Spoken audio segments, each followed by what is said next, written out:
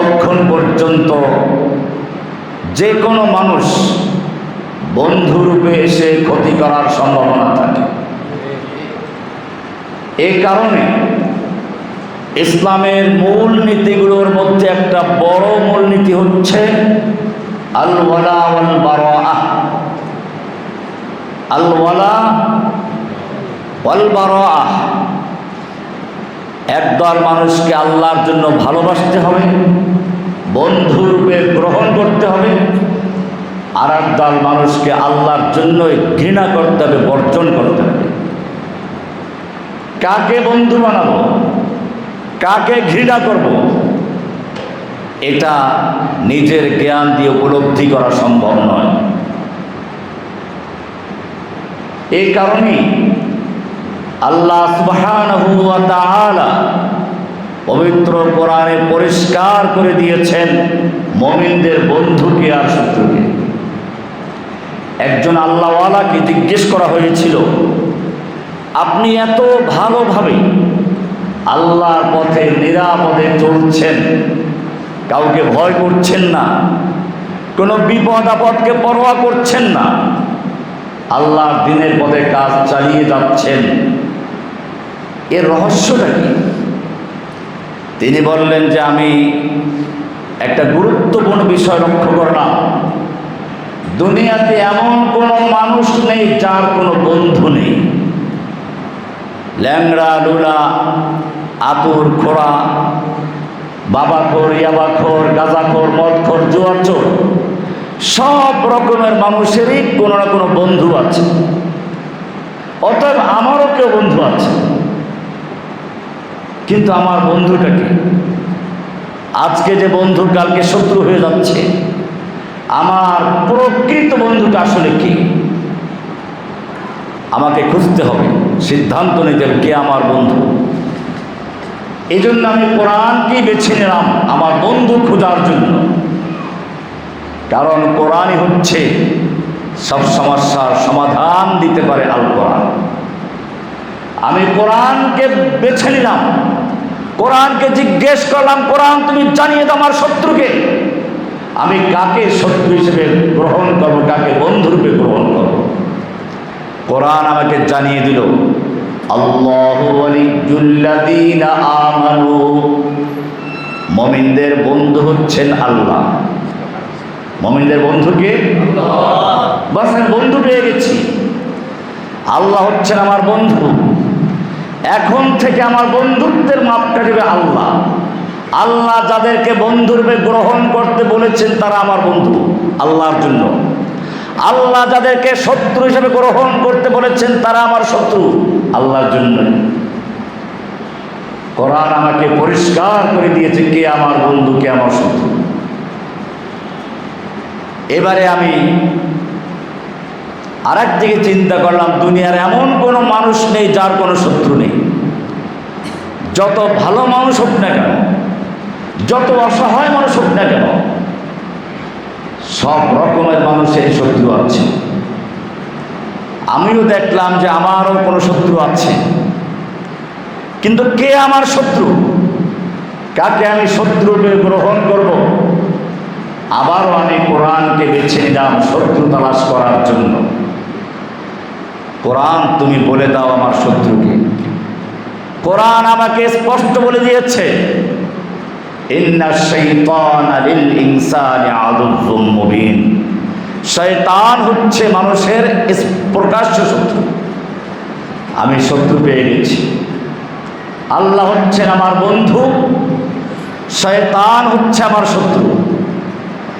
আল্লাহর পথে যারা চলে, আল্লাহর কথা যারা বলে, আল্লাহ যাদেরকে ভালোবাসতে বলেছেন তারা আমার বন্ধু আল্লাহর জন্য। আল্লাহ যাদেরকে আমার শত্রু বলেছেন, আল্লাহর শত্রু যারা, দুশমন যারা, আল্লাহ যাদেরকে বর্জন করতে বলেছেন তারা আমার শত্রু আল্লাহর জন্যই।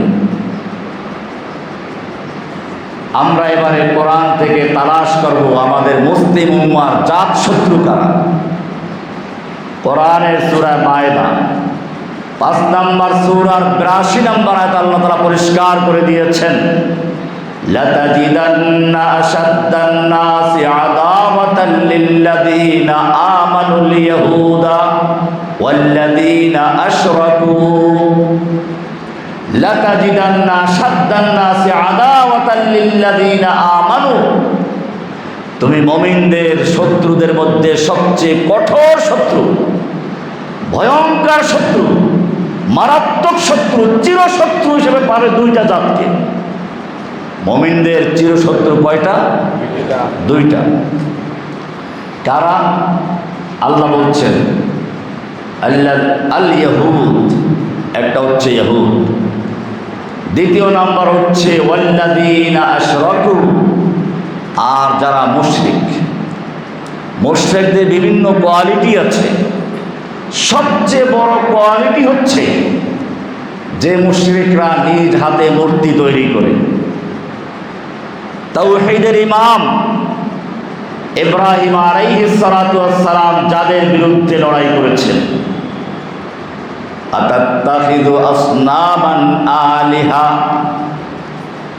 ইয ক্বালা লিআবিহি আযার, যখন ইব্রাহিম আলাইহিস সালাম তার পিতা আযরকে উদ্দেশ্য করে বললেন আতাত্তাখিযু আসনামান আলিহা, তুমি নিজ হাতে তৈরি করছো মূর্তি, আবার এগুলো পূজা করছো, এদেরকে আল্লাহ বানাচ্ছ।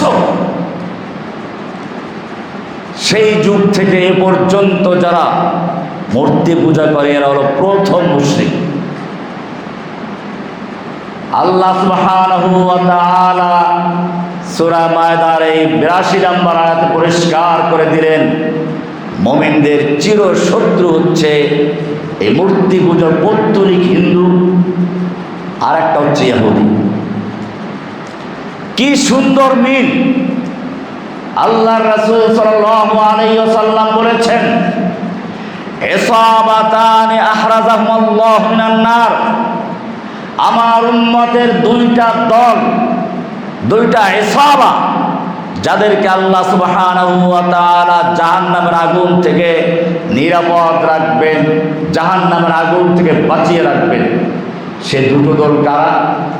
ইসাবাতুন তাগজুল হিন্দা, কোরআনের সূরা মায়দার 82 নম্বর আয়াতে বর্ণিত যেই দুইটা গ্রুপের কথা বলা হয়েছে, আল্লাহর নবী হাদিসের মধ্যে সেই দুইটা গ্রুপের বিরুদ্ধে যারা যুদ্ধ করবে তাদেরকে জাহান্নাম থেকে নিরাপদ বলে আখ্যায়িত করেছে। একটা হচ্ছে ইহুদ, আর একটা হচ্ছে মুশরিক, পৌত্তলিক মুশরিক।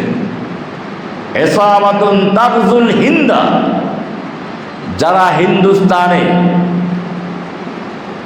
মুশরিকদের বিরুদ্ধে যুদ্ধ করবে, পৌত্তলিকদের বিরুদ্ধে যুদ্ধ করবে। আর একটা হচ্ছে ওয়াইসাবাতুন তাকুনু মা ঈসা ইবনে মারইয়াম, ইহুদি নেতা দাজ্জালের বিরুদ্ধে ঈসা আলাইহিস সালাম যুদ্ধ করবেন। সেই যুদ্ধে যারা ঈসা আলাইহিস সালামের সৈনিক হবে, আল্লাহ সুবহানাহু ওয়া তাআলা তাদেরকেও জাহান্নামের আগুন থেকে নিরাপদ রাখবে। যুদ্ধ মনে রাখতে হবে। আজকে দুশ্মনরা যুদ্ধ করছে, আর মুসলিমরা যুদ্ধকে সন্ত্রাসবাদ বলে আখ্যায়িত করছে। দুশ্মনরা বললে আমাদের কোনো আক্ষেপ ছিল না, কিন্তু দুশ্মনদের কণ্ঠে কণ্ঠ মিলিয়ে আমাদের একদল আলেমরাও ইহুদি খ্রিস্টানদের চক্রান্তের ফাঁদে পড়ে ইসলামের গুরুত্বপূর্ণ একটি অধ্যায় জিহাদকে তারা মানহাজি বলে, সন্ত্রাসী বলে গালিগালাজ করে যাচ্ছে। জিহাদ কি জিনিস, কিতাল কি জিনিস? আল্লাহ সুবহানাহু ওয়া তাআলা কেন কিতালকে ফরজ করেছেন? আপনারা জানেন, ইসলামের শুরুর দিকে আল্লাহ তাআলা জিহাদের জন্য অনুমতি দেননি। 15 নম্বর সূরা 94 নম্বর আয়াত আল্লাহ সুবহানাহু ওয়া তাআলা বলছেন ফাসদা বিমা তুমার ওয়া আরিদ আনিল মুশরিকিন, আপনার প্রতি আল্লাহ তাআলা যে আদেশ করেছেন তা প্রকাশ্যে বলে যান, মুশরিকদের দিকে ভ্রুক্ষেপ করবেন না। এই কাজ করতে গেলে অত্যাচার, জুলুম, নির্যাতন আসবে, আপনি সহ্য করে যান, আপনি প্রতিরোধ করবেন না। 7 নম্বর সূরার 199 নম্বরে বলা হয়েছে খুযিল আফওয়া ওয়া'মুর বিল উরফ ওয়া আ'রিদ আনিল জাহিলিন। আপনি ক্ষমা প্রদর্শন করুন, ভালো কাজের আদেশ দিন, অন্যায় কাজ থেকে বারণ করুন। আপনি এখনই যুদ্ধে জড়িয়ে যাবেন না। এটা ছিল প্রথম ধাপে। এরপরে যখন আল্লাহর রাসূল সাল্লাল্লাহু আলাইহি ওয়াসাল্লাম হিজরত করলেন, এই মক্কার ধাপে আপনারা জানেন আল্লাহর রাসূলকে কত কষ্ট দেওয়া হয়েছে। আল্লাহর রাসূল সাল্লাল্লাহু আলাইহি ওয়াসাল্লাম সালাতে দাঁড়িয়েছেন, মক্কার কাফের নেতা বলল, কে আছো? অমুক গোত্রে আজকে একটা উট জবাই হয়েছে, উটের নাড়ি ভুঁড়িটা এনে মুহাম্মাদের গর্দানে চাপিয়ে দাও। আল্লাহর নবী সেজদায় পড়েছেন, উটের নাড়ি ভুঁড়ি গলায় চাপিয়ে দেওয়া হলো। আল্লাহর রাসূল সাল্লাল্লাহু আলাইহি ওয়াসাল্লাম সেজদা থেকে উঠতে পারছেন না। আব্দুল্লাহ বিন মাসউদ রাদিয়াল্লাহু তাআলা দেখলেন, কিন্তু তিনি বহিরাগত, তিনি সরাতে পারছেন না। ফাতেমা রাদিয়াল্লাহু তাআলা আনহাকে খবর দিলেন, ফাতেমা এসে সেটা আল্লাহর রাসূলের গর্দান থেকে সরিয়ে দিলেন।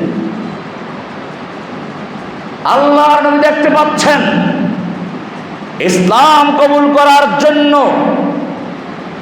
আম্মার ইবনে ইয়াসির এবং তার পিতা ইয়াসিরকে বেঁধে রৌদ্রে ফেলে রাখা হয়েছে, নির্যাতন করা হচ্ছে। আম্মার ইবনে ইয়াসিরের মা সুমাইয়াকে লজ্জাস্থানে বর্ষা দিয়ে আঘাত করে হত্যা করা হয়েছে। আল্লাহর নবী দেখছেন আর বলছেন, সাবরানিয়া আলে ইয়াসির, সাবরানিয়া আলে ইয়াসির, হে ইয়াসিরের পরিবার সবর করো, ধৈর্য ধরো। কারণ নবীকে যুদ্ধ করার জন্য অনুমতি এখনো দেওয়া হয়নি। আল্লাহর নবীকে হত্যা করার জন্য এবারে চূড়ান্ত চক্রান্ত হলো। কোরআন বলছে দারুন নদওয়া মক্কার সংসদে মিটিং হচ্ছে, মুহাম্মদ সাল্লাল্লাহু আলাইহি ওয়াসাল্লাম সম্পর্কে কি করা যায়। কেউ বলল বন্দী করো, কেউ বলল তাকে দেশান্তর করো। এক একজন এক এক প্রস্তাব দিচ্ছে। শয়তান সরাসরি সেখানে নজদ এলাকার একজন শেখ পীর বুজুর্গের সুরত ধরে হাজির হয়ে গেছে, শেখ নজদি। সে বলল, না, মুহাম্মদ সাল্লাল্লাহু আলাইহি ওয়াসাল্লামকে বন্দী করলে বনু হাশিম বনু মুত্তালিব তাকে ছাড়িয়ে নেবে, তোমরা বন্দী করে রাখতে পারবে না। বল তাহলে তাকে দেশান্তর করে দেওয়া হোক, দেশ থেকে বের করে দেওয়া হোক। শেখ নজদি নামক শয়তান বলল, দেশান্তর করে দিলে সে যেখানে যাবে সেখানে গিয়েও ইসলামের প্রচার করে বিজয় লাভ করে তোমাদের উপর আক্রমণ করবে। বল তাহলে তাকে হত্যা করে দেওয়া হোক। শেখ নজদি সুরত ধারণকারী ইবলিস বলল, এইবার ঠিক আছে, কিন্তু হত্যা করলে তো বনু হাশিম বনু মুত্তালিব কিসাস নেবে। শয়তান পরামর্শ দিল যে না, কিসাস নিতে পারবে না, হত্যা একজনে করবে না, প্রত্যেক গোত্রের থেকে এক একজন যুবক আসবে, সব গোত্রের থেকে এক একজন এসে একবারে হামলা করে একসাথে হত্যা করবে, যাতে করে আর মুহাম্মদ সাল্লাল্লাহু আলাইহি ওয়াসাল্লামের মুক্তির পরের জন্য এককভাবে কাউকে দায়ী না করা যায়। আর সবার বিরুদ্ধে যুদ্ধ করতে বনু হাশিম বনু মুত্তালিব সাহস করবে না, বিধায় আমরা মুক্তিপণ দিয়ে এই মামলা শেষ করে দেব।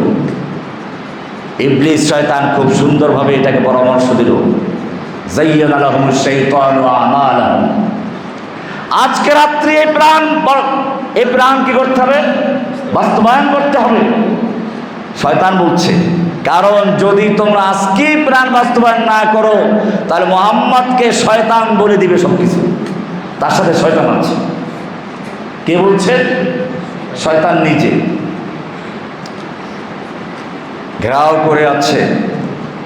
আল্লাহ সুবহানাহু ওয়া তাআলা মুহাম্মদ সাল্লাল্লাহু আলাইহি ওয়াসাল্লামকে জানিয়ে দিলেন, ওয়াইদ ইয়ামকুরু বিকাল্লাযীনা কাফারু লিয়ুসবিতুকা আও ইয়াকতুলুকা আও ইখরিজুক। ওরা চক্রান্ত করছে। ওয়াইদ ইয়ামকুরু বিকাল্লাযীনা কাফারু, কাফেররা তোমাকে নিয়ে চক্রান্ত করেছে, ষড়যন্ত্র করছে, হয়তো তোমাকে জেলে ঢুকিয়ে দিবে। জসিমউদ্দিন রহমানীকে জেলে ঢুকালো, হেফাজতের নেতাদেরকে ঢুকালো, জামাত নেতাদেরকে ঢুকালো, কাউকে তো ছাড়ে নাই। লিউসবিতুকা, শয়তানের প্রথম কৌশল হচ্ছে এটাকে জেলে ঢুকিয়ে দাও। আও ইয়াকতুলুকা, এদেরকে হত্যা করো, যাদেরকে হত্যা করা হয়েছে। আও ইউখরিজুকা, অথবা তোমাকে দেশ থেকে বের করে দিবে, এই চক্রান্ত করা হচ্ছে। আল্লাহ সুবহানাহু ওয়া তাআলা বলছেন, ওয়ায়ামকুরুনা ওয়ায়ামকুরুল্লাহ ওয়াল্লাহু খায়রুল মাকিরিন। ওরা চক্রান্ত করছে, আল্লাহ তাআলাও কৌশল করছেন, আর আল্লাহ তাআলা উত্তম কৌশল করেন। আল্লাহ তাআলা তার নবীকে হিজরত করালেন, মদিনায় গিয়ে সেনাবাহিনী গঠন করলেন। এরপরে আল্লাহ সুবহানাহু ওয়া তাআলা অনুমোদন করছেন, কোরআন বলছে সূরা 22 নম্বর সূরার 39 নম্বর আয়াত, উযিনা লিল্লাযীনা ইউকাতালুনা বিআন্নাহুম যুলিমু ওয়া ইন্নাল্লাহা আলা নাসরিহিম লাকাদির।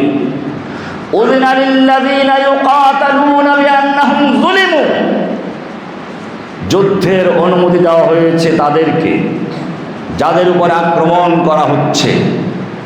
যুদ্ধের অনুমতি দেওয়া হচ্ছে তাদেরকে যাদের উপরে যুদ্ধ চাপিয়ে দেওয়া হয়েছে। বোঝা গেল, যুদ্ধ যদি কেউ চাপিয়ে দেয়, মুসলিমরা তা বরদাস্ত করে না, তার জবাব দিতে বাধ্য। আজকে ফিলিস্তিনে যুদ্ধ চাপিয়ে দেওয়া হয়েছে, কাশ্মীরে যুদ্ধ চাপিয়ে দেওয়া হয়েছে, বাংলাদেশের বিরুদ্ধেও যুদ্ধ চাপিয়ে দেওয়ার চক্রান্ত হচ্ছে। আল্লাহ সুবহানাহু ওয়া তাআলা বলছেন, উযিনা লিল্লাযীনা ইউকাতালুনা বিআন্নাহুম যুলিমু। জিহাদের নাম শুনলে একদল কাফের মুশরিকদের পা চাটা গোলামেরা ভুরু কুচকাতে থাকে। ওদের কাছে কি জবাব দিবে, লজ্জায় বাঁচে না। তোমাদের ধর্মে জিহাদ আছে, এজন্য মনে রাখতে হবে জিহাদ কি জিনিস। জিহাদ হচ্ছে, কোরআনে আল্লাহ সুবহানাহু ওয়া তাআলা বলেছেন, একজন ডাক্তার একটা রোগীকে বিভিন্ন রকম ঔষধ দিয়েছে, ঘা হয়েছে, মলম দিয়েছে, কাজ হচ্ছে না। অ্যান্টিবায়োটিক দিল, তাতেও কাজ হচ্ছে না। এবারে ল্যাবে পরীক্ষা করে দেখলো এটা ক্যান্সার হয়ে গেছে, কোনো মলম আর অ্যান্টিবায়োটিক কাজ হবে না। এই রোগের চিকিৎসা করতে হলে যে অংশটাতে ক্যান্সার হয়েছে কেটে ফেলে দিতে হবে। যদি ওই অংশ কাটা না হয়, গোটা দেহকে পচিয়ে ছাড়বে।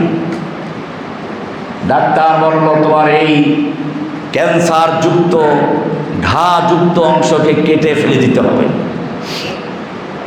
বাড়ি যাও, 2 লক্ষ টাকার প্রয়োজন হবে। এবারে লোকটা বাড়ি গেল, গরু বিক্রি করলো, জমি বিক্রি করলো, মসজিদে হুজুরকে দিয়ে দোয়ার অনুষ্ঠান করলো। এবারে টাকা নিয়ে ডাক্তার সাহেবের হাতে তুলে দিল 2 লক্ষ টাকা। কেন তুলে দিচ্ছে? তার একটা অঙ্গ কাটার জন্য। এবারে ডাক্তার টাকা হাতে পেয়ে রোগীকে অপারেশন থিয়েটারে নিয়ে গেল। দীর্ঘ সময় ধরে তার একটা সেই অঙ্গটা কেটে বিচ্ছিন্ন করে ফেলল। আজ পর্যন্ত কোনো বিবেক প্রশ্ন তুলে নাই, ডাক্তার কেন তার অপারেশন রুমে একটা মানুষের অঙ্গহানি ঘটাচ্ছে, কেন একটা মানুষের হাত পা কেটে ফেলছে, কেন জুলুম করছে। এরকম প্রশ্ন সেখানে কেউ করে না, বরং সকলেই দোয়া করে ডাক্তার যেন ঠিক মতো কাটতে পারে। এই কাটার জন্য, এই অঙ্গ বিচ্ছিন্ন করার জন্য ডাক্তারকে টাকা দেওয়া হয়। কারণ সকলেই বুঝে এই ক্যান্সার যুক্ত অংশ যদি এই দেহর থেকে বিচ্ছিন্ন না করা হয়, তাহলে গোটা দেহ পচে যাবে, গোটা দেহটা ধ্বংস হয়ে যাবে, তাকে বাঁচানো সম্ভব নয়। একজন ডাক্তার যেমন একটা ব্যক্তি মানুষকে নিয়ে চিন্তা করে দেহটাকে বাঁচাবার জন্য একটা অঙ্গ বিচ্ছিন্ন করে দেয়, ঠিক তেমনি ভাবে দুনিয়াটাও হচ্ছে একটা অপারেশন রুম। এখানেও কিছু ক্যান্সার আছে, এই ক্যান্সারগুলো গোটা দুনিয়াকে ধ্বংস করে দেয়। যতক্ষণ পর্যন্ত সেই ক্যান্সারের চিকিৎসা না হবে, অপারেশন না হবে, অতক্ষণ পর্যন্ত পৃথিবী শান্তি থাকতে পারে না, পৃথিবীতে শান্তি প্রশান্তি আসতে পারে না। অপারেশন রুমে ডাক্তার যেরকম অপারেশন করে ক্যান্সার যুক্ত অংশকে বিচ্ছিন্ন করে ফেলে দেয়, ঠিক তেমনি ভাবে এই পৃথিবী নামক অপারেশন রুমের ভিতরে যে সমস্ত ক্যান্সার আছে, হোক না সে ইহুদি, হোক না সে পৌত্তলিক মূর্তি পূজক হিন্দু, এদেরকে ক্যান্সারের মতো অপারেশন করার জন্য যে বিধান আল্লাহ সুবহানাহু দিয়েছেন, সেই বিধানের নাম হচ্ছে জিহাদ। জিহাদ কোনো সন্ত্রাস নয়, জিহাদ কোনো ফিতনা নয়। আজকে জিহাদকে যারা সন্ত্রাস বলে, জিহাদকে যারা ফিতনা বলে, তারাই দুনিয়ার সবচেয়ে বড় ফিতনাবাজ। তারা ফিলিস্তিনের মুসলিমদেরকে পাইকারি হত্যা করে, এটা সন্ত্রাসী না। কাশ্মীরি মুসলিমদেরকে হত্যা করছে, সন্ত্রাসী নয়। আরাকানের মুসলিম যুবকদের হত্যা করলো, নারীদেরকে শিশুদেরকে বাংলাদেশে ফেলে দিল, এটা সন্ত্রাসী নয়।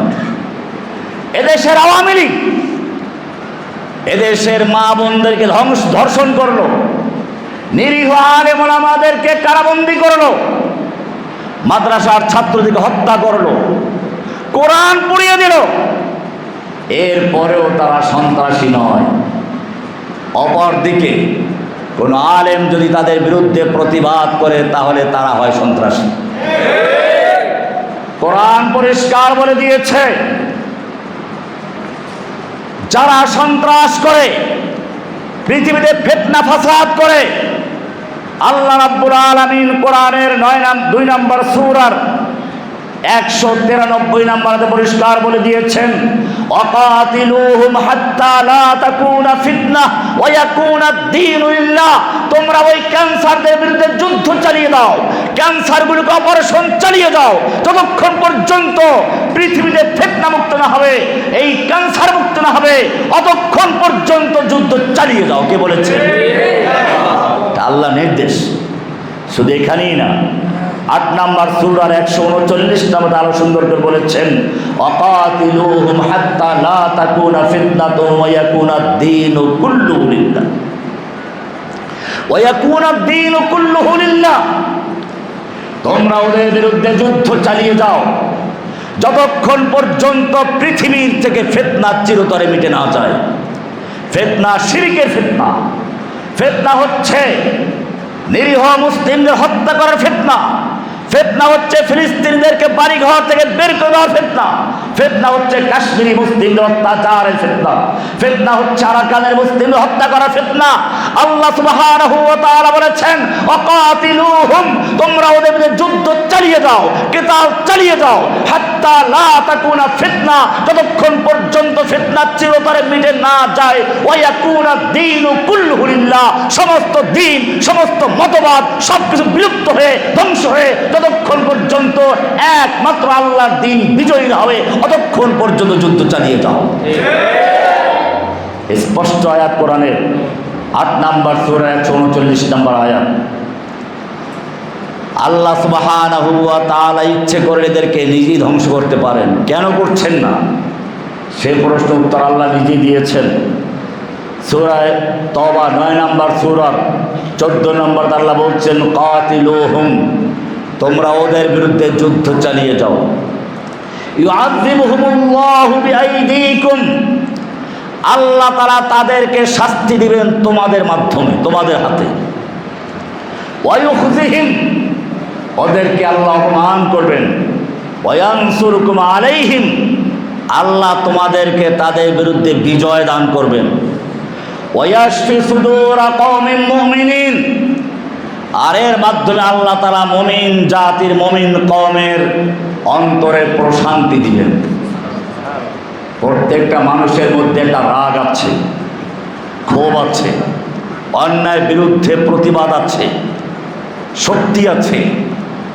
এই শক্তিটা যদি ব্যয় না করে তাহলে তার প্রশান্তি আসে না। আপনি দেখবেন ষাঁড় গরু, মহিষ যেগুলো পুরুষ বীর পুরুষ, যেগুলো রাগে ক্ষোভে মাটির সাথে এসে লড়াই করে, পাহাড় ভেঙে ফেলে, রাগটা দমন করতে হয়।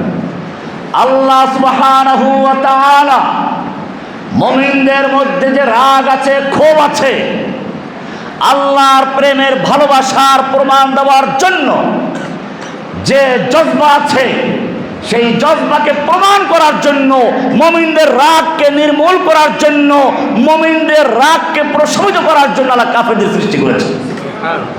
কাফের সৃষ্টি করেছেন মুমিনদের রাগ দমন করার জন্য। কোরআন পরিষ্কার বলেছে, ওয়ায়াশফি সুদুরা কওমিন মুমিনিন, মুমিন কওমের অন্তরে শেফার জন্য আল্লাহ তাআলা এই কাফেরদেরকে সৃষ্টি করেছেন। বুঝা গেল জেহাদ মানে সন্ত্রাস নয়। জেহাদ হচ্ছে যারা সন্ত্রাস করে, যারা ফিতনা ফাসাদ করে, জমিনে হাঙ্গামা সৃষ্টি করে, এদেরকে নির্মূল করার জন্য, এদেরকে অপারেশন করার জন্য ইসলামের যে বিধান, তার নামই হচ্ছে জেহাদ। কোরআনে আল্লাহ সুবহানাহু ওয়া তাআলা এটার জন্য প্রস্তুতি নিতে বলেছেন। আজকে বাংলাদেশের ছেলেরা ক্রিকেট খেলে, পাকিস্তানের ছেলেরা ক্রিকেট খেলায় নাম করে বিশ্ব চ্যাম্পিয়ন হয়। ইসরায়েলের কোনো ছেলেরা ক্রিকেট খেলে না। তারা যখন তাদের জ্ঞান হয় তখন থেকেই তারা অস্ত্র নিয়ে খেলে। নারী পুরুষ সকলেই যুদ্ধের প্রশিক্ষণ নেয়। অথচ আল্লাহ সুবহানাহু ওয়া তাআলা কোরআনে পরিষ্কার বলেছেন, ওয়াইদ্দু লাহুম মাসতাতাতুম মিন কুওয়া ওয়া মিন রিবাতিল খাইল তুরহিবুনা বিহি আদুওয়াল্লাহি ওয়া আদুওয়াকুম ওয়াইদ্দু লাহুম মাসতাতাতুম মিন কুওয়া। তোমরা তোমাদের শত্রুদের বিরুদ্ধে, শত্রু কারা তা শুরুতে চিহ্নিত করে দেওয়া হয়েছে, তোমরা তোমাদের শত্রুদের বিরুদ্ধে যুদ্ধ করার জন্য প্রস্তুতি গ্রহণ করো, এদাত করো। কি প্রস্তুতি গ্রহণ করব? আল্লাহ রাব্বুল আলামিন কারো ব্যাখ্যার জন্য বাকি রাখেন নাই, পরিষ্কার জানিয়ে দিয়েছেন মিন কুওয়া, কুওয়া অর্জন করো, শক্তি অর্জন করো। সেই শক্তিটা কি? ব্যাখ্যা দিচ্ছেন, আমির রিবাতিল খাইল, ঘোড়া প্রস্তুত রাখো, কুওয়া অর্জন করো। আল্লাহর নবী সাল্লাল্লাহু আলাইহি সাল্লাম মসজিদে নববীর মিম্বারে দাঁড়িয়ে কুওয়ার ব্যাখ্যা দিচ্ছেন। আলা ইন্নাল কুওয়াতার রামি, আলা ইন্নাল কুওয়াতার রামি, আলা ইন্নাল কুওয়াতার রামি। জেনে রাখো, আয়াতে বর্ণিত কুওয়াত অর্জন করো মানে হচ্ছে নিক্ষেপ করা শিখো, নিক্ষেপ করা শিখো, নিক্ষেপ করা শিখো। কি নিক্ষেপ করা শিখবো? স্পষ্ট করা হয়নি। ও সময় ছিল বর্ষা নিক্ষেপ করা, তীর নিক্ষেপ করা। আল্লাহ রাসূল বলতে পারতেন রামিউন নিজাহ, তীর নিক্ষেপ করো, বর্ষা নিক্ষেপ করো, কিন্তু তা বলেন নাই। আল্লাহ রাসূল সাল্লাল্লাহু আলাইহি ওয়াসাল্লাম বলেছেন, আলা ইন্নাল কুওয়াতার রামি, আলা ইন্নাল কুওয়াতার রামি, আলা ইন্নাল কুওয়াতার রামি। জেনে রাখো, কুওয়া হচ্ছে নিক্ষেপ করা শিখো, কুওয়া হচ্ছে নিক্ষেপ করা, কুওয়া হচ্ছে নিক্ষেপ করা। কেন ব্যাপকভাবে আম রাখলেন? কারণ রাসূল সাল্লাল্লাহু আলাইহি ওয়াসাল্লাম শুধু ওই সময়ের জন্য নন, ওই সময় ছিল তীর বর্ষা নিক্ষেপ করার যুগ। কিন্তু বর্তমানে আমরা দেখতে পাচ্ছি নিক্ষেপ করা চলে এসেছে, ক্ষেপণাস্ত্র নিক্ষেপ করা, পারমাণবিক বোমা নিক্ষেপ করা পর্যন্ত। এরপরে আরো কত নিক্ষেপ আসবে সেটা আল্লাহই ভালো জানেন। সেজন্য আল্লাহ সুবহানাহু ওয়া তাআলা যে আয়াত নাযিল করলেন কুওয়া অর্জন করো, এর ব্যাখ্যা দিতে গিয়ে আল্লাহর রাসূল সাল্লাল্লাহু আলাইহি ওয়াসাল্লাম বলেন কুওয়া মানে নিক্ষেপ করা শিখো। তার মানে কিয়ামত পর্যন্ত যত নিক্ষেপ করা আছে সবগুলো তোমাদের শিখতে হবে। কিন্তু অতীব দুঃখের বিষয় হচ্ছে মুসলিম উম্মাহ মনে করে আবাবিল পাখি এসে তাদেরকে বিজয় দান করবেন, আর তারা খুব সহজে বিজয়টা লোক নেবেন। আমি এই জন্য বলে থাকি, আবাবিল হয়তো আল্লাহ তারা পাঠাতেও পারেন,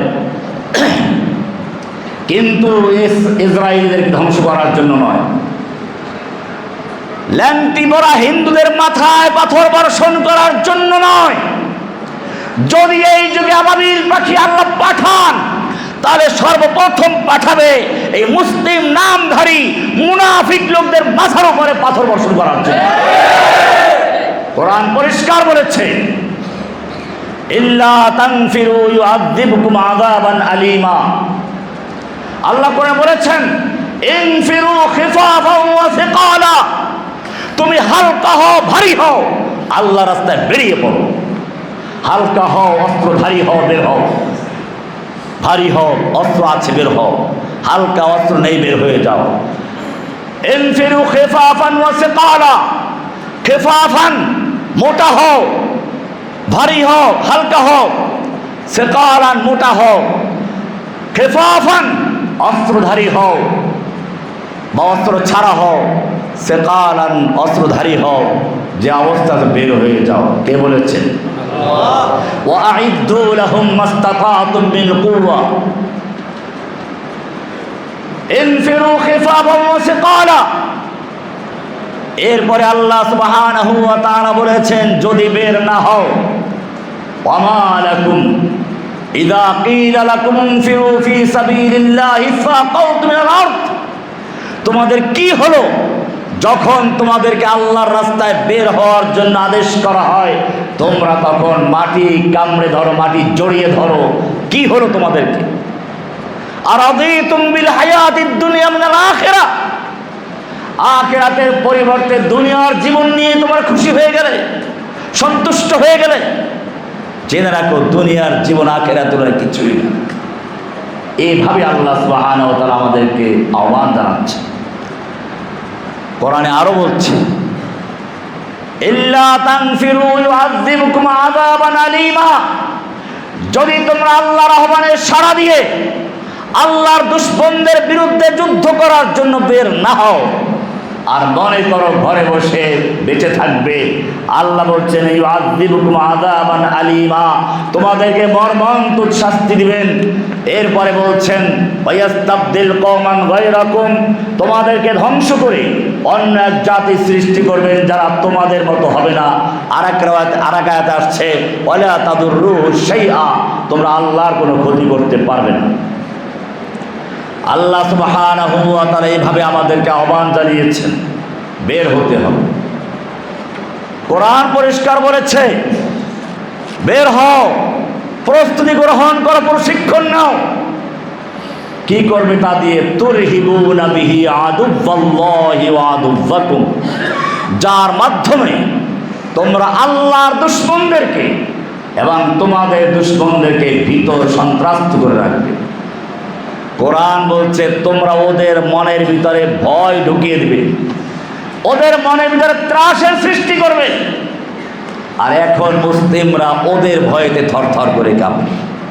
কারণ হচ্ছে ওটাই, কোরআন যে কথা বলেছে ওয়াইদ্দু লাহুম মাসতাতাতুম মিন কুওয়া, শক্তি অর্জন করতে বলেছে। আজকে মুসলিমরা সেই শক্তিকে ভুলে গেছে।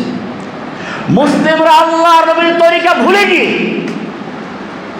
সহজ পথে, গণতান্ত্রিক পথে ইসলাম কায়েম করার পথকে বেছে নিয়েছে। মনে রাখতে হবে, আফগানিস্তান বিজয় হয়েছে গণতান্ত্রিক প্রক্রিয়ায় নয়। 20-30 বছর ধরে যুদ্ধ করে করে মানুষের মধ্যে তাওহীদের দাওয়াত দিয়েছেন, আর একদিকে যুদ্ধ করেছেন। সেভাবেই ইসলাম বিজয় হয়েছে। আল্লাহর নবী মুহাম্মদুর রাসূলুল্লাহ সাল্লাল্লাহু আলাইহি ওয়াসাল্লাম মক্কার কাফেরদের সঙ্গে আপোষ করে ইসলামে বিজয় করেন নাই। আল্লাহর নবী যখন তাওহীদের দাওয়াত দেওয়া শুরু করলেন, মক্কার কাফেররা প্রস্তাব নিয়ে আসলো, মুহাম্মদ তুমি কি চাও সাল্লাল্লাহু আলাইহি ওয়াসাল্লাম? যদি সুন্দরী নারী বিয়ে করতে চাও, মক্কার সবচেয়ে সুন্দরী নারী তোমাকে বিয়ে দেওয়া হবে। যদি ধনী হতে চাও, মক্কার সবচেয়ে বড় ধনী তোমাকে বানিয়ে দেওয়া হবে। ব্যবসায়ী হতে চাও, সবচেয়ে বড় ব্যবসায়ী তোমাকে বানানো হবে। যদি নেতা হতে চাও, এখনই আমরা মক্কার দারোয়ান মিটিং করে তোমার মাথায় মক্কার শাসকের মুকুট পরিয়ে দিব।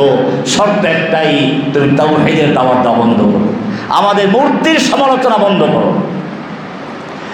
আল্লাহর নবী সাল্লাল্লাহু আলাইহি ওয়াসাল্লামের এই প্রস্তাব যখন তার কাছে গেল, আল্লাহ নবী সাল্লাল্লাহু আলাইহি সাল্লাম তার চাচা আবু তালেবকে সাফ জানিয়ে দিলেন, ওরা এইগুলো নয়। যদি আসমানের সূর্যকে আমার এক হাতে তুলে দেয় আর চন্দ্রকে আর এক হাতে তুলে দেয়, আমি কাল মুহূর্তের জন্য তাওহীদের দাওয়াত দেওয়া বন্ধ করতে পারবো না। এরপরে তারা আরেকটি প্রস্তাব এসেছিল যে ঠিক আছে, বন্ধ করা লাগবে না, তুমি 6 মাস আমাদের দেবদেবীর ইবাদত করবে, আমরা আবার 6 মাস তোমার আল্লাহর ইবাদত করব। এইভাবে আপোষ করে আমরা চলি। আল্লাহর নবী সাল্লাল্লাহু আলাইহি সাল্লাম কি বলবেন? এইবারে আর আল্লাহর নবীকে উত্তর দিতে হয় নাই। আল্লাহ রাব্বুল আলামিন সরাসরি নিজে উত্তর দিয়েছেন, কুল ইয়া আইয়ুহাল কাফিরুন লা আ'বুদু মা তা'বুদুন ওয়ালা আনতুম আ'বিদুনা মা আ'বুদ ওয়ালা আনা আ'বিদুম মা আ'বাদতুম ওয়ালা আনতুম আ'বিদুনা মা আ'বুদ লাকুম দীনুকুম ওয়ালিয়া দীন। কুল, হে নবী আপনি বলিয়া, ইয়া আইয়ুহাল কাফিরুন, ওহে কাফেরের দল, লা আ'বুদু মা তা'বুদুন, তোরা যার ইবাদত করিস আমি তার ইবাদত করি না। ওয়ালা আনা আবিদুম মা আবাদতুম, তোরা যার ইবাদত করিস আমি তার ইবাদত করব না, করি না, করব না। পরিষ্কার হয়ে গেল, মুসলিমরা দিনের ক্ষেত্রে কারোর সাথে আপোষ করে চলতে পারে না। মুসলিমদের একটা সম্পূর্ণ স্বতন্ত্র দিন আছে, মুসলিমদের তাহজিব তামাদ্দুন আছে। আল্লাহর নবী মুহাম্মদুর রাসূলুল্লাহ সাল্লাল্লাহু আলাইহি ওয়াসাল্লাম যখন মদিনায় গেলেন, সেখানে দেখতে পেলেন তারা বছরে 2 বার ঈদের মতো আনন্দ উৎসব পালন করে। আল্লাহ রাসূল সাল্লাল্লাহু আলাইহি ওয়াসাল্লাম জিজ্ঞেস করলেন, মা হাযানিল ইয়াওমানি তালআবুনা ফীহিমা, এই দুটো দিন কি তোমরা বছরে 2 দিন দেখছি জড়ো হয়ে আনন্দ উল্লাস করছো, উৎসব করছো? মক্কার কুফার, মদিনার মুমিনরা বলল, নতুন মুসলিম বলে, আমরা এই দুটো দিনকে জাহিলি যুগ থেকে উদযাপন করে এসেছি, নববর্ষ পালন করে আসছি, নাইরুজ। আল্লাহর রাসূল সাল্লাল্লাহু আলাইহি ওয়াসাল্লাম বললেন, তোমাদের দিন পরিপূর্ণ হয়ে গেছে, তোমাদের দিন কোনো জাহিলিয়াতের আনন্দ উৎসবের দিকে মুহতাজ নয়। ইন্নাল্লাহা ক্বাদ আবদালাহুমা বিখাইরিন মিনহুমা, আল্লাহ তাআলা তোমাদের সেই জাহিলি যুগের দুটো দিনকে অন্য দুটো দিন দিয়ে পরিবর্তন করে দিয়েছেন, যা ওই দুটো দিনের চেয়ে ভালো। সে দুটো দিন হচ্ছে ঈদুল ফিতর, ঈদুল আযহা। পরিষ্কার হয়ে গেল, মুসলিমরা অমুসলিমদের কোনো আনন্দ উৎসব পালন করতে পারে না। মুসলিমরা অমুসলিমদের কোনো কালচারকে উদযাপন করতে পারে না, সহযোগিতাও করতে পারবে না। আল্লাহর নবীকে বলা হলো আশুরার দিন তিনি রোজা পালন করছেন, বলা হলো ইহুদিরাও তো এই দিন রোজা পালন করে। আল্লাহর নবী সাল্লাল্লাহু আলাইহি ওয়াসাল্লাম বললেন, তাই নাকি? আগামী বছর যদি বেঁচে থাকি তাহলে আশুরার 1 দিন আগে অথবা 1 দিন পরে মিলিয়ে 2 দিন রোজা রাখবো। কেন? ইবাদতের ক্ষেত্রেও যেন ইহুদিদের সাথে কোনো মিল না হয়, সেজন্য আশুরার রোজাকে 1 দিন আগে বা 1 দিন পরে মিলিয়ে 2 দিন করে দিলেন। কি পরিষ্কার আমাদের দিন! কোরআন সেটা পরিষ্কার বলে দিয়েছে, আল ইয়াউমা আকমালতু লাকুম দীনাকুম, আজকে আমি তোমাদের জন্য তোমাদের দিনকে মোকাম্মাল করে দিলাম, পরিপূর্ণ করে দিলাম। ওয়া আতমামতু আলাইকুম নি'মাতি, আমার নিয়ামতকে তোমাদের জন্য সমাপ্ত করে দিলাম। ওহির নিয়ামত, ওহি নাযিল হচ্ছিল, দ্বারা সমাপ্ত করে দিলাম। ওয়ারাদিতু লাকুমুল ইসলাম দীনা, কিয়ামত পর্যন্তের জন্য দিন হিসাবে, জীবন ব্যবস্থা হিসাবে, জীবন বিধান হিসাবে আমি ইসলামকে মনোনীত করছি। পরিষ্কার হয়ে গেল, অন্য কোনো দিন থাকবে না, অন্য কোনো দিনের সাথে মুসলিম আপোষ করে চলতে পারে না। কোরআন সেজন্য জানিয়ে দিল, লাকুম দীনুকুম ওয়ালিয়া দীন, তোদের ধর্ম তোদের জন্য, আমার দিন আমার জন্য, কোনো আপোষ নেই। এই আয়াতের ভুল ব্যাখ্যা করে, এই যে পালিয়ে গেল এক লেডি ফ্রাউন, সেটা ব্যাখ্যা করত, ভুল ব্যাখ্যা। শয়তানের ব্যাখ্যা, যায়্যানা লাহুমুশ শাইতানু আমালাহুম। আয়াত তো বরং পরিষ্কার করে দিয়েছে, আল ওয়ালা ওয়াল বারার, সে কথা বলেছিলাম যারা শুরুতে, লাকুম দীনুকুম ওয়ালিয়া দীন, তোদের ধর্ম তোরা পালন করবি, আমার ধর্ম আমার পালন করব, আমার দিন তোর পালন করা দরকার নেই, তোদের দিন আমার পালন করার কোনো প্রয়োজন নেই। আমি অসহায় না, মিসকিন, আমার দিন মোকাম্মাল, আমার দিন পরিপূর্ণ, আমার দিন আল্লাহ প্রদত্ত, তোদের দিন শয়তান তৈরি করা। ইসলাম ছাড়া অন্য কোনো পন্থা, অন্য কোনো পদ্ধতি ইসলামের বিজয় আসতে পারে না। আমি পরিষ্কার করে দেই, যেই গণতন্ত্র দিয়ে বর্তমানে আমাদের ইসলামকে বিজয়ী করার স্বপ্ন দেখা হচ্ছে, সেই গণতন্ত্র নিজে কি গণতান্ত্রিক প্রক্রিয়ায় কায়েম থাকতে পারে? আপনারা জানেন, বাংলাদেশ স্বাধীন হলো যুদ্ধ করে, গণতান্ত্রিক প্রক্রিয়া হয় নাই। স্বাধীন হওয়ার পরে গণতন্ত্র কায়েম হলো। শেখ মুজিব গণতন্ত্রের গলা চিপে হত্যা করে বাকশাল কায়েম করল। মেজর ডালিম সাহেবরা এসে শেখ মুজিবের গোষ্ঠী সুদ্ধা জয় বাংলা করে দিয়ে তারপরে গণতন্ত্রের উদ্ধার করেছে। এই যে গণতন্ত্র উদ্ধার করেছিল, তা কি গণতান্ত্রিক প্রক্রিয়ায় ছিল না ইসলামের প্রক্রিয়া ছিল? ইসলাম ক্যান্সারকে অপারেশন করে দেয়। শেখ মুজিব ছিল বাংলাদেশের জন্য ক্যান্সার, সেজন্য তার গোষ্ঠী শুদ্ধ অপারেশন করেছে।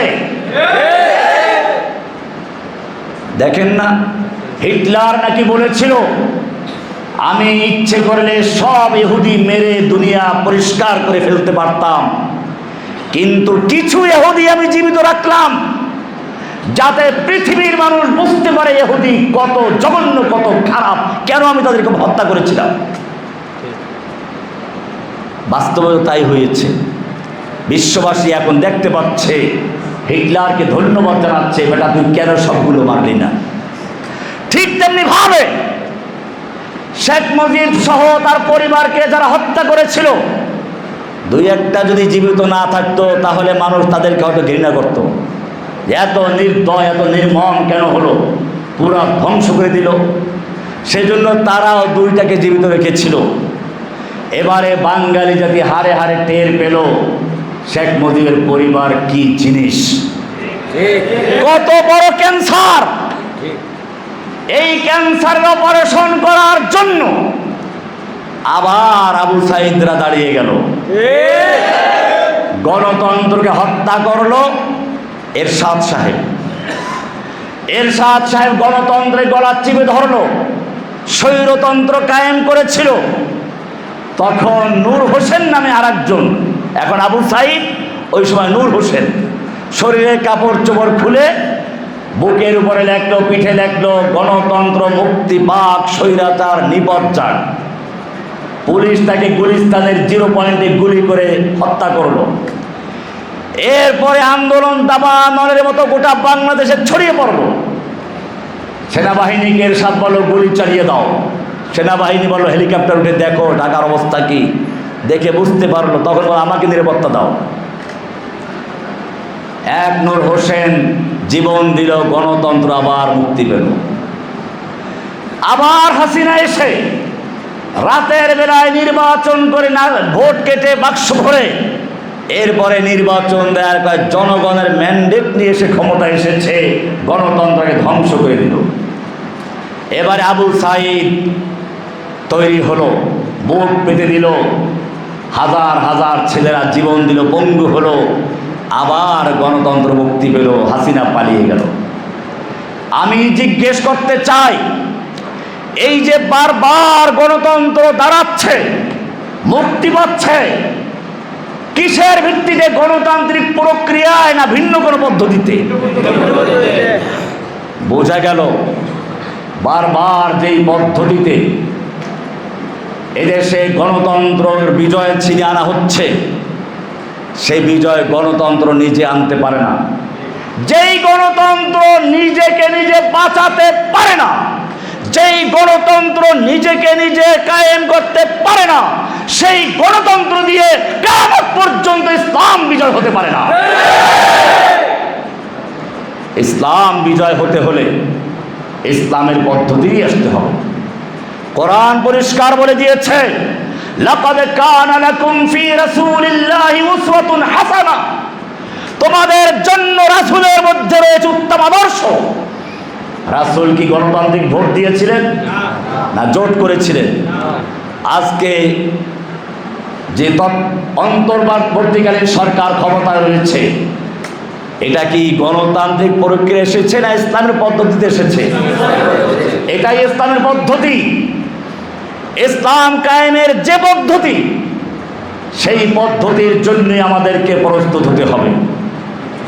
কোরআন সেজন্য বলেছে, ওয়াইদু লাহুম মাসতাতাতুম মিন কুওয়াহ, তোমরা তোমাদের শত্রুদের মোকাবেলা করার জন্য, শত্রুদের বিরুদ্ধে যুদ্ধ করার জন্য শক্তি অর্জন করো, কুওয়া অর্জন করো, নিক্ষেপ করা শিখো।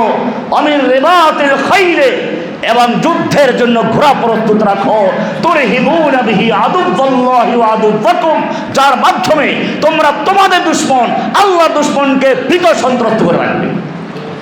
আজকে সত্যিই যদি বাংলাদেশ, পাকিস্তান সহ সব মুসলিমগুলো, ইন্ডিয়ার ভিতরে প্রায় 25 কোটি মুসলমান সব যদি যুদ্ধের প্রস্তুতি নিত, লেংটি পরা হিন্দুরা মুসলমানদের দিকে চোখ দিলে তাকাতেও সাহস করতো না। আজকে সাহস কেন পাচ্ছে? ইহুদিরা কেন এত সাহস পেল? আপনার ইতিহাস পড়ে দেখবেন, ওমর ইবনে খাত্তাব রাদিয়াল্লাহু তাআলা আনহু, খলিফাতুল মুসলিমিন, নোটিশ জারি করলেন খয়বর থেকে ইহুদিদেরকে সরে যেতে হবে। ইহুদি নেতা ওমর ইবনে খাত্তাবের দরবারে হাত জোর করে দাঁড়িয়ে প্রার্থনা করছে, ওমর, তোমাদের নবী আমাদেরকে খয়বরে থাকার জন্য জায়গা দিয়েছেন, আমরা তোমাদের কৃষি কাজ করি, খেজুরের বাগানে চাষাবাদ করি, যে ফসল উৎপন্ন হয় তার অর্ধেকটা আমরা নেই, অর্ধেকটা তোমাদেরকে দেই, মালিকানা তোমাদের, আমরা শুধু শ্রমিক, গোলামি করি, কাজ করি। এটা তোমাদের নবী আমাদেরকে দিয়েছেন এই কাজ করার জন্য, তোমাদের গোলামি করার জন্য। তুমি আমাদেরকে গোলামি করতেও দিচ্ছ না, বের করে দিচ্ছ, কারণটা কি? ওমর রাদিয়াল্লাহু তাআলা আনহু বলেছিলেন, ওহে আল্লাহর দুশমন, সেদিন আল্লাহর নবী কি বলেছিলেন প্রতিটি কথা আমার অক্ষরে অক্ষরে মনে আছে। আল্লাহর নবী সেদিন বলেছিলেন, তোকে উদ্দেশ্য করে বলেছিলেন, তোদেরকে আমি অতদিন পর্যন্ত মদিনার খয়বরে থাকতে দিচ্ছি যতদিন পর্যন্ত আল্লাহর মঞ্জুর হবে। এরপরই আল্লাহর নবী তোকে উদ্দেশ্য করে বলেছিলেন, সেদিন বেশি দূরে নয়, যেদিন তোদেরকে খয়বর থেকে উৎখাত করা হবে এবং তোদেরকে এত দূরে যেতে হবে, তোদেরকে নিয়ে যেতে যেতে তোদের উটগুলো ক্লান্ত হয়ে পড়ে হাঁপিয়ে যাবে। আল্লাহ দুশমন আজকে সেই দিন এসেছে, এই খয়বর ছেড়ে পালিয়ে যা। যে ইহুদি কাল পর্যন্ত মুসলিমদের শ্রমিকগিরি করার জন্য, দাসত্ব করার জন্য করজোড় প্রার্থনা করছিল, যে ইহুদি পৃথিবীর কোথাও আশ্রয় পাচ্ছিল না, কোরআন যাদের সম্পর্কে বলেছে, ও দুরিবাত আলাইহিমুয যিল্লাতু ওয়াল মাসকানা, যাদের উপরে লাঞ্ছনা এবং দারিদ্রতা অবধারিত করা হয়েছে, আজকে সেই ইহুদি কিভাবে মুসলিমদের কিভাবে হত্যা চালিয়ে যাচ্ছে, কাউকে তোয়াক্কা করছে না, পরোয়া করছে না। কারণটা কি? কারণ একটাই, আল্লাহ তাআলা শর্ত আরোপ করে দিয়েছিলেন, ওয়ালা তাহিনু ওয়ালা তাহজানু ওয়া আনতুমুল আ'লাউনা ইন কুনতুম মুমিনিন, তোমাদের কোনো ভয় নাই, হীনমন্য হয়ো না, হতাশ হয়ো না, চিন্তা করো না, ভয় পেও না। ওয়া আনতুমুল আ'লাউনা, তোমরাই থাকবে বিজয়ী, তোমরাই থাকবে উচ্চ আসনে, ইন কুনতুম মুমিনিন, শর্ত হচ্ছে যে মুমিন হতে পারো। শর্ত কি হতে পারো? মুমিন কি আল্লাহর উপর ঈমান রাখবে না আমেরিকার উপর ঈমান রাখবে? আজকে ঈমান গেছে কোথায়? আজকে বাংলাদেশের মতো একটা জায়গায়, আমি গত জুমায় আলোচনা করেছিলাম, নারী কমিশনের নামে যে একটা নাস্তিক কমিশন করা হয়েছে, প্রত্যেকটা লাইনে লাইনে তারা কোরআনের বিরুদ্ধে অবস্থান নিয়েছে, ইসলামকে প্রতিপক্ষ বানিয়েছে। শুধু তো ইসলামকে না, নিজের দেহকে নিজের বিরুদ্ধে দাঁড় করিয়েছে, নিজের স্বামীকে নিজের বিরুদ্ধে দাঁড় করিয়েছে। দেহ আমার, সিদ্ধান্ত আমার। দেহর মালিক কি তুই নিজে? দেহর মালিক কে? সৃষ্টি করেছেন কে? দেহর মালিক যদি তুই হও, তাহলে আল্লাহ মুখ দিয়ে কথা বলার ক্ষমতা দিয়েছেন, তুই কান দিয়ে কথা বল। তোর কথা শুনবে? তোর দেহ তোর কথা শুনবে না। দেহের প্রত্যেকটা অক্ষর হুকুম মানে কার? বোঝা গেল যারা বলেছে দেহ আমার, সিদ্ধান্ত আমার, কোরআনের সাথে সংঘর্ষ করে তারা নাস্তিক হয়েছে, মুরতাদ হয়েছে। ওরা বাংলাদেশের মুসলমানদের প্রতিনিধিত্ব করতে পারে না। দেহের মালিক কে? সৃষ্টি করেছেন কে? কোরআন পরিষ্কার বলেছে, আম খুলিকু মিন গায়রি শাইইন আম হুমুল খালিকুন। আল্লাহু খালিকু কুল্লি শাইইন, সব কিছুর খালিক, সব কিছুর স্রষ্টা হচ্ছেন কে? আর যে সৃষ্টি করে সে মালিক হয়। সে কি হয়? সৃষ্টি করবে একজনে, মালিক তুমি হইবা। এই মাইকটা তৈরি করেছে যে কোম্পানি, মালিক কি তুমি না সেই কোম্পানি? তুমি মালিক করে কিনতে হবে। হ্যাঁ, এই মেশিনটা তৈরি করেছে যারা, মালিক তুমি না সেই কোম্পানি? এটা যদি বুঝো, তো তোমার মতো এত সুন্দর মানুষের সৃষ্টি করেছেন কে? লাকাদ খালাকনাল ইনসানা ফি আহসানি তাকওয়িম। আমি মানুষকে সবচেয়ে সুন্দর গঠন দিয়ে তৈরি করেছি। কে তৈরি করেছে? তৈরি করেছেন কে? মালিক কে? আর মালিক যিনি, তার আছে অধিকার হুকুম দেওয়ার। আমি এর আগের আলোচনা করেছিলাম, হুকুম দেওয়ার মালিক কে? সৃষ্টি যিনি করেন তিনি মালিক হন। মালিকের অধিকার আছে হুকুম দেওয়ার, বিধান দেওয়ার। মালিক হুকুম দিয়েছেন, হাতকে বলো এরকম কাজ করো, পাকে এই কাজ করো, কাজ করে যাচ্ছে। তুমি যেরকম ব্যবহার করছো, ব্যবহার হচ্ছে ঠিক আছে, কিন্তু আল্লাহ বলছেন কিয়ামতের মাঠে এইগুলো তোমার বিরুদ্ধে সাক্ষী দিবে। আল-ইয়াওমা নাখতিমু আলা আফওয়াহিহিম ওয়া তুকাল্লিমুনা আইদিহিম ওয়া তাশহাদু আরজুলুহুম বিমা কানু ইয়াকসিবুন। মুখে মোহর লাগিয়ে দিবেন, হাত কথা বলবে, পা সাক্ষী দিবে। দস্তেগু ইয়াদবানচুনি দুজদিদাম লব্বেগু ইয়াদবানচুনি বুসিদাম দোশেগু ইয়াদচিদাম সমরুল কালাম রেজলেগু ইয়াদমাশিদা সোয়ে হারাম। প্রত্যেকটা অঙ্গ আল্লাহর দরবারে সাক্ষী দিবে। তাহলে দেহের মালিক কি মানুষ নিজে না আল্লাহ? এরপরে স্বামীর বিরুদ্ধে যুদ্ধ লাগিয়ে দিয়েছে। হাত আছে হাতিয়ার, একটা স্লোগান আছে, আমি গত আগে বলেছিলাম। ওদের সেই স্লোগানগুলো কার বিরুদ্ধে হাত ব্যবহার করতে পারে? স্বামীর বিরুদ্ধে। এরপরে আল্লাহ সুবহানাহু ওয়া তাআলা বিবাহকে ফরজ করে দিয়েছেন, যাতে করে স্বামী স্ত্রীর মধ্যে একটা আন্তরিকতা, মহাব্বত তৈরি হয়। যৌবনের মহাব্বত একরকম, এরপরে যখন যৌবন শেষ হয়ে যাবে, রূপ শেষ হয়ে যাবে, তখন যেন কলার ছোলার মতো অথবা টিস্যু পেপারের মতো ফেলে না দেয়। সেজন্য আল্লাহ রাব্বুল আলামিন এই যৌবনের যে ভালোবাসা, মহাব্বত, সেটাকে পরিবর্তন করে ওয়াজআলা বাইনাকুম মাওয়াদ্দাতাও ওয়া রাহমা, করুণা এবং দয়ার দ্বারা পরিবর্তন করে দেন। যৌবনের ভালোবাসা আর তোমার মা বাবার বুড়া বুড়ি ভালোবাসা কি এক ধরনের? এক ধরনের না। পরিবর্তন করে দিয়েছেন কে? বেশ্যাখানায় কি সেটা হবে? বেশ্যাখানায় যৌবন যতদিন আছে, রূপ যতদিন, অতদিন তার কাছে ঘরদার যাবে। এরপরে বুড়ি হয়তো তার খোঁজ খবর রাখবে কেউ?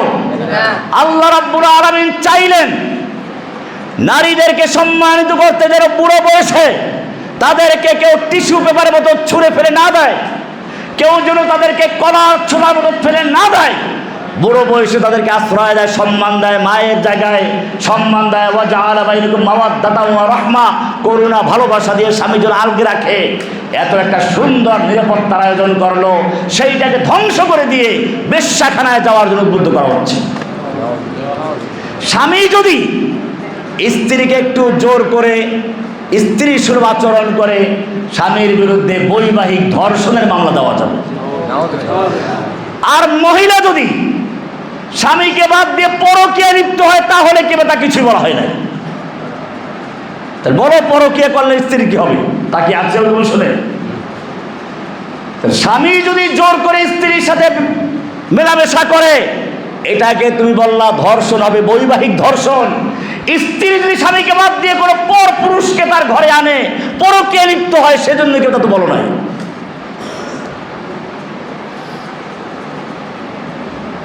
দেহ আমার, সিদ্ধান্ত আমার।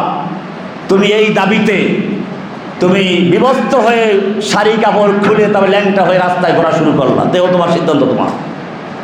তো তাহলে একজন পর্দারাসীন মহিলা যদি ইউনিভার্সিটির ছাত্রী হয়, সে হেজাব পরে গেলে তোমার চুলকানি কেন?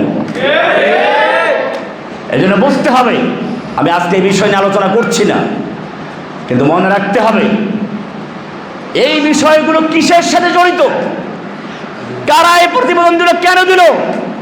মূল উদ্দেশ্য হচ্ছে বাংলাদেশের ধর্মপ্রিয় মুসলিমদেরকে ইসলাম থেকে বিচ্ছিন্ন করার জন্য, ইসলামকে বিতর্কিত করার জন্য, ইসলামের বিরুদ্ধে ঘৃণা ছড়িয়ে দেওয়ার জন্য একদল নাস্তিক মোরতাদেরা পায়তারা চালিয়ে যাচ্ছে পারিবারিক ব্যবস্থা ধ্বংস করার জন্য।